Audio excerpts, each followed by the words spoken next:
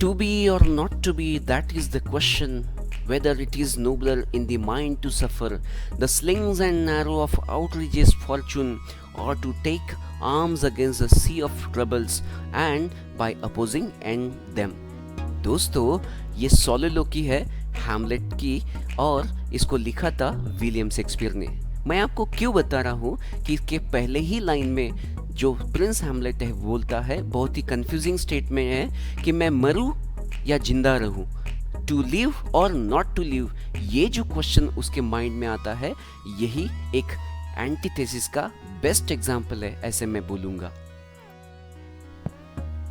दोस्तों, आज हम एंटीथेसिस के बारे में पढ़ेंगे, जो एक फिगर ऑफ स्पीच है, जिसके मीनिंग के, डेफिनेशन के और एग्जाम्पल के बारे में पढ़ेंगे।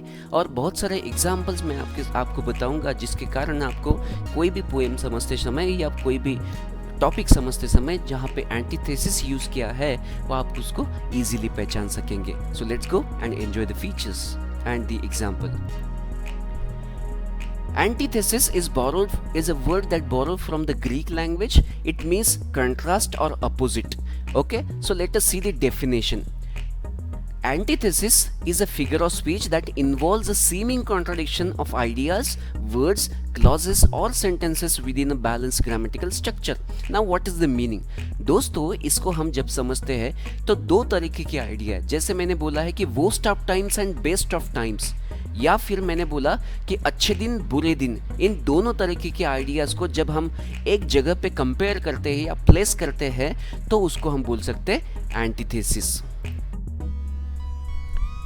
Charles Dickens wrote a novel, A Tale of Two Cities, and it begins with these lines: It was the best of times, it was the worst of times, it was the age of wisdom and it was the age of foolishness. दोस्तों, इस lines में देखिए कि अच्छा time, बुरा time, बहुत ही अच्छी बातों का समय और बुरी बातों का समय, ऐसे दो बातों को वो एक ही ग्रामेटिकल स्ट्रक्चर में प्रेजेंट करता है और हमको एंटीथेसिस का एक बहुत ही ब्यूटीफुल एग्जाम्पल हमको देता है।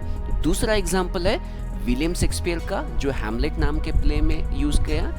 वहां पे लिखा है कि give every man thy year but few thy voice. यहाँ पे देखिए दो आइडियाज है, लिसनिंग और स्पीकिंग की। पोलोनियस अपने बेटे से बोलता है कि जब तुम घूमने जाओगे या फ्रांस जाओगे, तुमको बहुत सारे लोगों को सुनना है, लेकिन कुछ चुनिंदा लोगों से ही बात करना है। So this is how we can describe और understand the antithesis.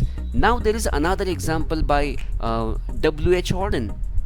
When he writes a poem Refugee Blue, there is one famous line. वहाँ पे एक लाइन है दोस्तों कि some are living in mansion, some are living in holes.